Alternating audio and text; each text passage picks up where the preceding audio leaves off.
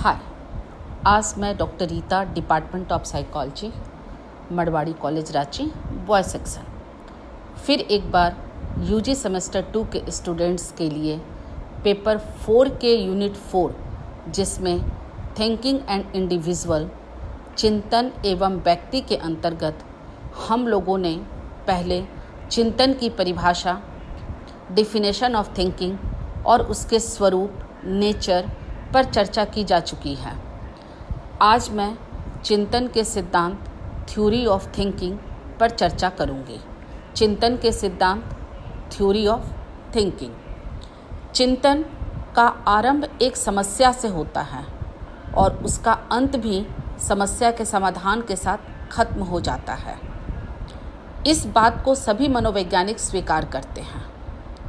जब तक समस्या रहती है तब तक व्यक्ति चिंता करते रहता है, तब तक व्यक्ति में चिंतन मानसिक रूप से होते रहता है और जैसे ही समस्या का समाधान हो जाता है, चिंतन अपने आप खत्म हो जाती है। इसको लेकर मनोवैज्ञानिकों में कोई विवाद नहीं है, लेकिन समस्या के उत्पन्न होने और उसके समाधान के बीच होने वाली मध्यवर्ती प्रतिक्रियाओं के संबंध में मनोवैज्ञानिकों के बीच विवाद रहा है। इस संबंध में 2 प्रकार के सिद्धांत हैं, जिन्हें केंद्रीय सिद्धांत, सेंट्रल थ्योरी, तथा केंद्रीय परिधीय सिद्धांत, सेंट्रल पेरिफेरल थ्योरी, या गति सिद्धांत, मोटर थ्योरी कहते हैं। हम यहाँ पर दोनों सिद्धांतों के बारे में अलग अलग चर्चा करेंगे।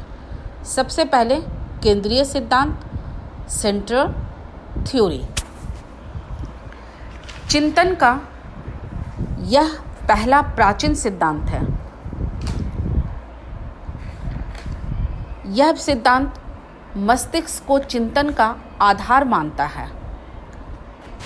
इसके अनुसार कॉर्टेक्स की क्रियाओं से ही समस्या का समाधान संभव होता है। यह सिद्धांत चिंतन में आए शारीरिक क्रियाओं को स्वीकार नहीं करता है। केंद्रीय सिद्धांत के अनुसार किसी उत्तेजना से ग्राहक रिसेप्टर के उत्तेजित होने पर स्नायु प्रभाव, नर्व इम्पल्सेस उत्पन्न होता है, जो संवेदी स्नायु सेंसरी नर्व्स द्वारा कॉर्टेक्स में जाता है। कॉर्टेक्स में स्नायु प्रवाह के पहुंचने पर आंतरिक क्रियाएं होती हैं। कॉर्टेक्स का साहचर्य खंड सक्रिय बन जाता है। भिन्न भिन्न प्रकार के विचार, आइडिया तथा प्रतिमाएं, इमेजेस प्रकट होने लगते हैं।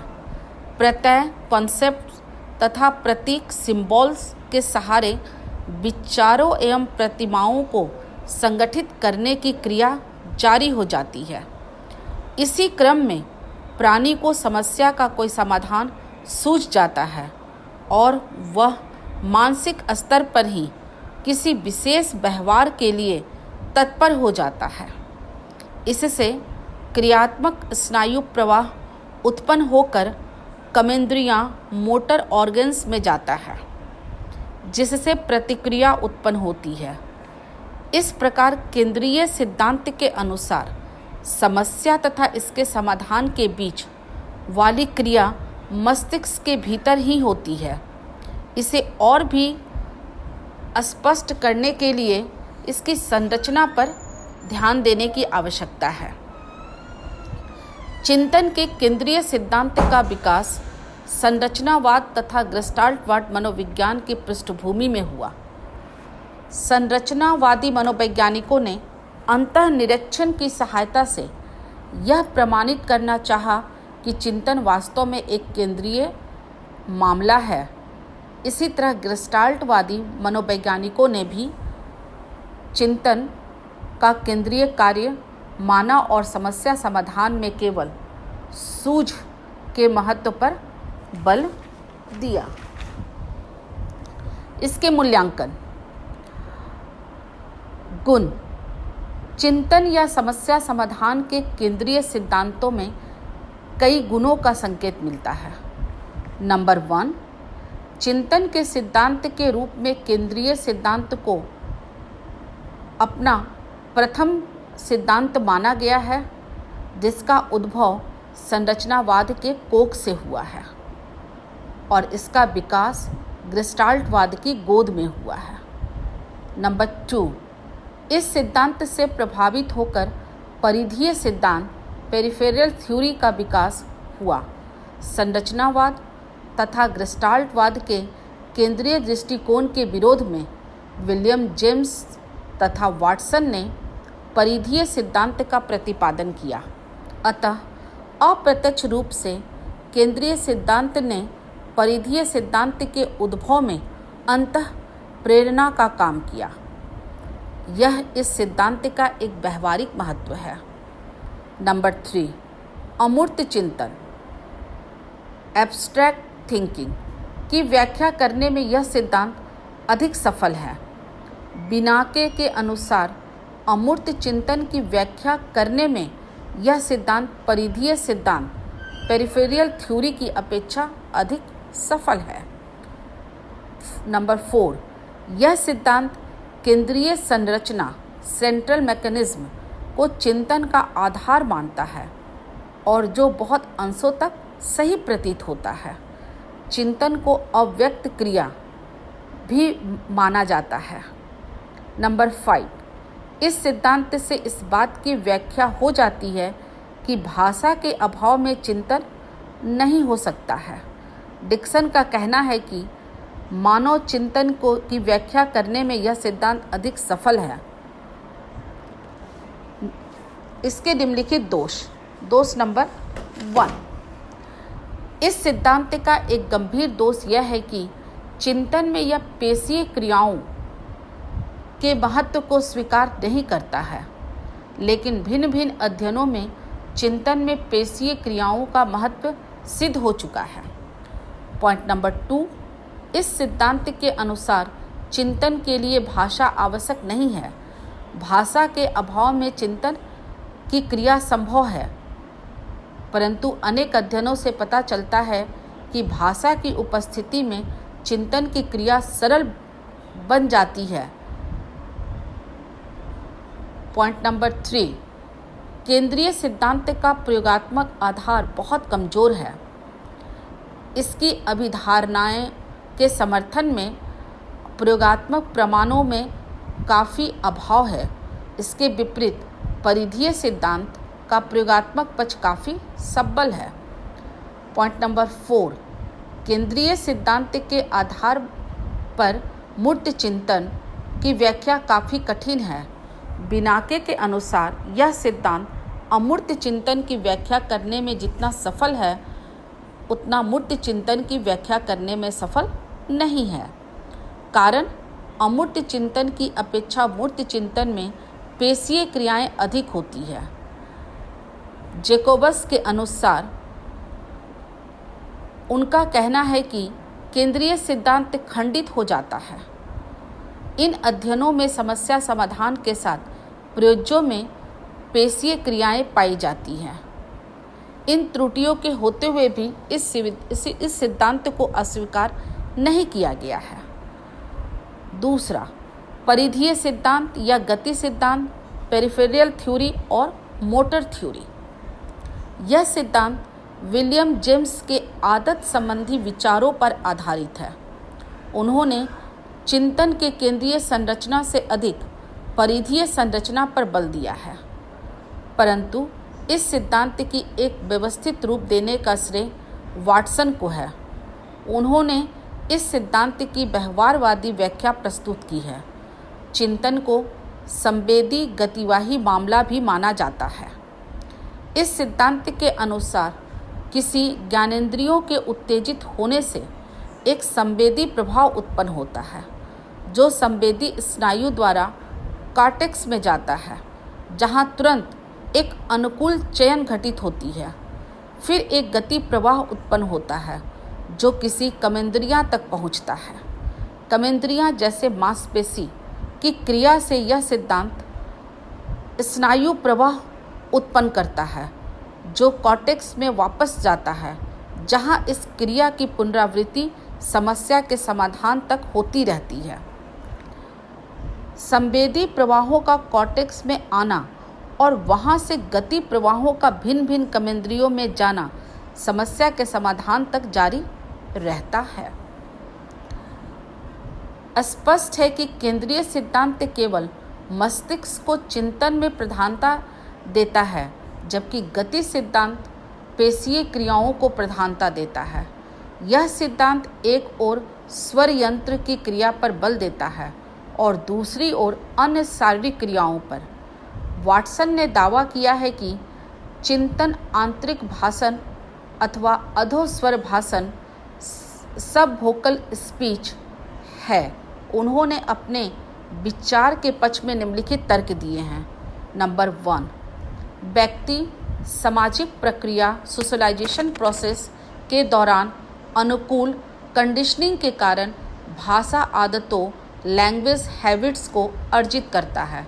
इस तरह वातावरण में वस्तुओं एवं परिस्थितियों के लिए शब्द अनुकल्प उत्तेजना बन जाते हैं। नंबर 2, स्मरण वस्तुतः शाब्दिक आदतों की धारणा मात्र है। दूसरे शब्दों में कहा जा सकता है कि स्मृति वस्तुतः संवेदी गति संबंधों का संरक्षक है, जिससे विशेष शब्दों को बोलने में मदद मिलती है। पॉइंट नंबर 3, चूँकि शब्द वस्तुओं के अनुरूप होते हैं, इसीलिए व्यक्ति किसी वस्तु की अनुपस्थिति में भी ऐसी क्रिया करता है जैसा कि उसकी उपस्थिति में करता है। नंबर 4, हमें शब्द वर्ड को जोर से बोलने की आवश्यकता नहीं होती और हम उसे अधोस्वर के रूप में बोल सकते हैं, जिसे आंतरिक भाषण की क्रिया में देखा जाता है। नंबर 6, आंतरिक क्रियाएं एक श्रृंखला के रूप में हो सकती है। अधोस्वर क्रियाओं की यही श्रृंखला चिंतन है। नंबर 7, लगातार अभ्यास होने के कारण आंतरिक भाषा में इस हद तक प्रगति हो जाती है कि इसमें काफ़ी जटिलता, तीव्रता एवं कुशलता उत्पन्न हो जाती है। नंबर 8, चिंतन वास्तव में एक प्रयत्न या भूल प्रक्रिया ट्रायल एंड एरर प्रोसेस है।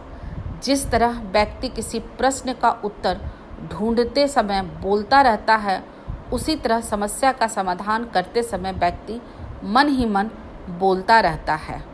पॉइंट नंबर 9, जब मौलिक उत्तेजना परिस्थितियों की संतुष्टि हो जाती है तो चिंतन का एक दौर पूरा हो जाता है। इस प्रकार स्पष्ट हुआ कि वाटसन ने चिंतन को संवेदी गति मामला माना है, परंतु इसके सिद्धांत की आलोचना इस अर्थ में की जा सकती है कि उन्होंने केवल आंतरिक स्वर या आदतों पर ही बल दिया है। वाटसन तथा स्मिथ ने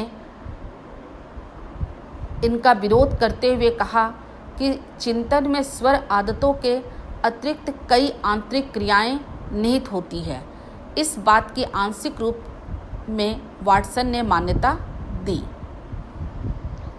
मूल्यांकन, उपर्युक्त विवेचनों से परिधीय सिद्धांत की उपयोगिताएं सिद्ध होती है। गुण मेरिट्स। नंबर 1, इस सिद्धांत का एक गुण यह है कि इसका प्रयोगात्मक पक्ष एक्सपेरिमेंटल एस्पेक्ट काफ़ी सबल है। इसके पक्ष में इतने अधिक प्रयोगात्मक प्रमाण एक्सपेरिमेंटल एविडेंस उपलब्ध है कि इसकी अभिधारणाओं को अस्वीकार नहीं किया जा सकता। इस आधार पर यह सिद्धांत केंद्रीय सिद्धांत की तुलना में काफ़ी अधिक वैज्ञानिक तथा संतोषजनक है। नंबर 2, बिनाके के अनुसार परिधीय सिद्धांत या गति सिद्धांत मोटर थ्योरी का एक गुण यह है कि इसके आलोक में चिंतन की संरचना मैकेनिज्म की व्याख्या अधिक सफलता के साथ संभव होती है। नंबर 3, चिंतन तथा भाषा से संबंधित किए गए अध्ययनों से यह सिद्धांत को समर्थन मिलता है। यह सिद्धांत इस बात की व्याख्या करता है कि भाषा विकसित होने पर चिंतन अधिक कुशल क्यों होता है। इस सिद्धांत में इस बात की व्याख्या भी हो जाती है कि शाब्दिक मध्यस्थता तथा समस्या समाधान के बीच घनात्मक संबंध क्यों होता है। नंबर 4, परिधीय सिद्धांत के आधार पर मूर्त चिंतन करना अधिक सफल तथा सरल है। इस प्रकार के चिंतन में मांसपेशियां क्रियाएं कार्य करती हैं। नंबर 5, बहरे गूंगे बच्चों पर किए गए प्रयोगों से परिधीय सिद्धांत का समर्थन मिलता है। नंबर 6, यह सिद्धांत इस बात की व्याख्या करने में सफल है कि सरल समस्या की अपेक्षा जटिल समस्या के समाधान के समय अधिक क्रिया प्रवाह एक्शन करंट क्यों होता है। केंद्रीय सिद्धांत में इस बात की व्याख्या नहीं होती है। दोष, डिमेरिट्स। सबसे पहला दोष यह है कि इस सिद्धांत की आलोचना करते हुए कहा गया है कि चिंतन के लिए यह एक अव्यक्त प्रतिक्रियाएं हैं, प्रतिक्रियाएं की आवश्यकता नहीं है। चिंतन में प्रायः अव्यक्त प्रतिक्रियाएं होती है परंतु सदा नहीं। लेकिन इस आलोचना में कोई प्रयोगात्मक आधार उपलब्ध नहीं है। नंबर 2, इस सिद्धांत की आलोचना विनायक ने करते हुए कहा है कि चिंतन में अव्यक्त प्रतिक्रियाएं आवश्यक रूप से होती है, तो भी अव्यक्त प्रतिक्रिया तथा चिंतन को समान नहीं माना जा सकता है। नंबर 3, लेस्ले तथा मॉर्गन के अनुसार कुछ क्रियाओं में गति संरचना मोटर मैकेनिज्म को काम करने का बिल्कुल अपर्याप्त समय मिलता है। विशेष रूप से चालित क्रिया में यह बात स्पष्ट रूप से देखी जाती है। ऐसी हालत में परिधीय सिद्धांत की यह धारणा सही नहीं दिखती कि चिंतन में किसी ज्ञानेंद्रियों के उत्तेजित होने पर स्नायु प्रवाह उत्पन्न होता है। संवेदी स्नायु द्वारा यह मस्तिष्क में जाता है और गति प्रवाह उत्पन्न करता है और वह गति स्नायु के द्वारा मस्तिष्क से बाहर कमेंद्रियों में आता है, जिससे पेशीय क्रिया उत्पन्न होती है और यही क्रिया समस्या के समाधान तक जारी रहती है। नंबर 4, विनायके के अनुसार यह सिद्धांत अमूर्त चिंतन की व्याख्या करने में उतना सफल नहीं है जितना कि मूर्त चिंतन की व्याख्या करने में। निष्कर्ष, कंक्लूजन। चिंतन के केंद्रीय सिद्धांत तथा परिधीय सिद्धांत की समीक्षा करने से यह स्पष्ट होता है कि परिधीय सिद्धांत का पलड़ा भारी है। इसके पक्ष में इतने अधिक प्रमाण है कि केंद्रीय सिद्धांत हल्का महसूस होता है। फिर भी हम कह सकते हैं कि परिधीय सिद्धांत सही है और केंद्रीय सिद्धांत गलत है, यह कहना उचित नहीं है। परिणाम के आधार पर किसी सिद्धांत को गलत या सही ठहराना ये मनोवैज्ञानिकों का काम नहीं है, जिसके आधार पर हम केंद्रीय सिद्धांत को गलत कह सकें। अभी भी हम निश्चित रूप से नहीं कह सकते हैं कि अव्यक्त प्रतिक्रियाएं चिंतन की पूर्ववर्ती है। अतः हम अवश्य ये कह सकते हैं कि केंद्रीय सिद्धांत ने चिंतन को गतिरोध तक लाया है और परिधीय सिद्धांत ने इसे प्रयोगात्मक अध्ययन के द्वारा संभव किया है। धन्यवाद।